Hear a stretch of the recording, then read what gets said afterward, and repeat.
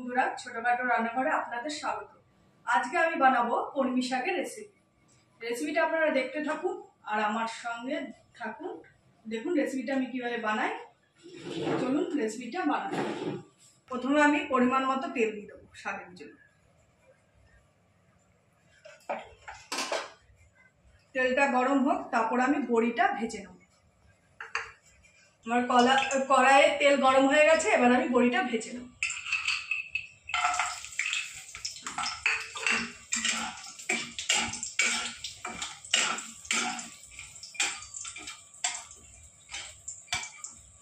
বড়িটা একটু লাল লাল করে ভেজে নেব।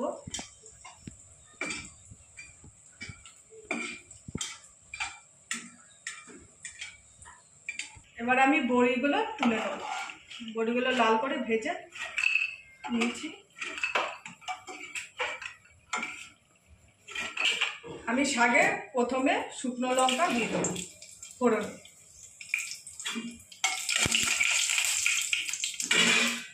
তারপর দিয়ে দেবো কালো জিরে।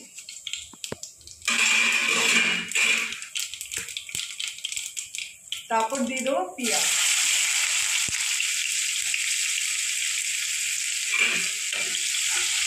আর এখানে আলু, বেগুন, কুমড়ো আর কাঁচা লঙ্কা চেরা আছে, এটা আমি কলমি শাকের মধ্যে দেব।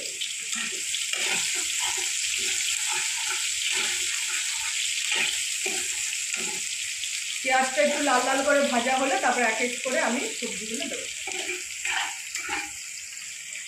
এবার আমি প্রথমে আলুটা দিয়ে দেবো।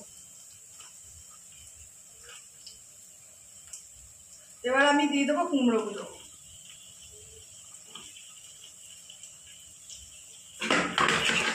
দিয়ে 10-15 মিনিট নেড়ে চেড়ে নেব।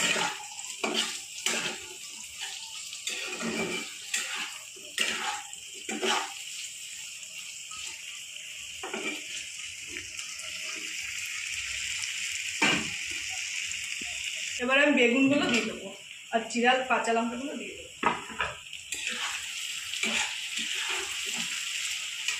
দিয়ে নুন আর হলুদ দিয়ে দেবো।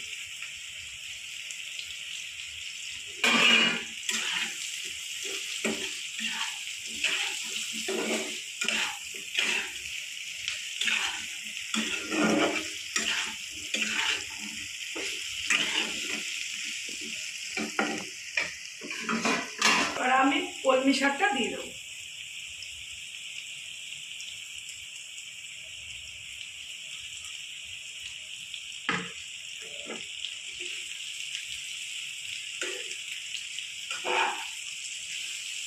এবার আমি 15-20 মিনিট ঢাকা দিয়ে ঢেকে দেব।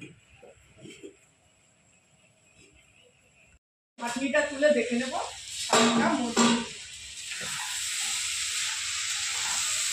শাকটা সুন্দর মজে গেছে। আরো 15-20 মিনিট আমি এরকম ভাজা ভাজা করব।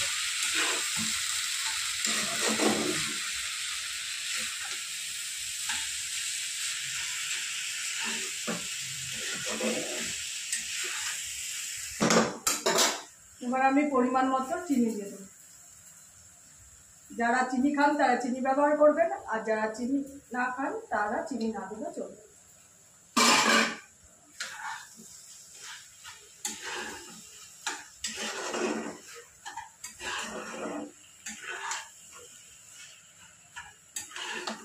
এগুলো 2 টুকরো করে দিয়ে দেবো।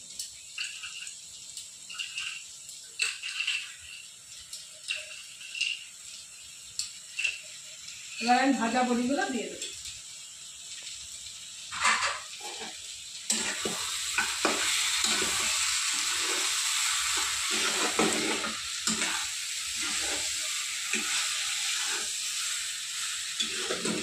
আমার কলমি শাক রান্না হয়ে গেছে, এবার আমি নামিয়ে নেব।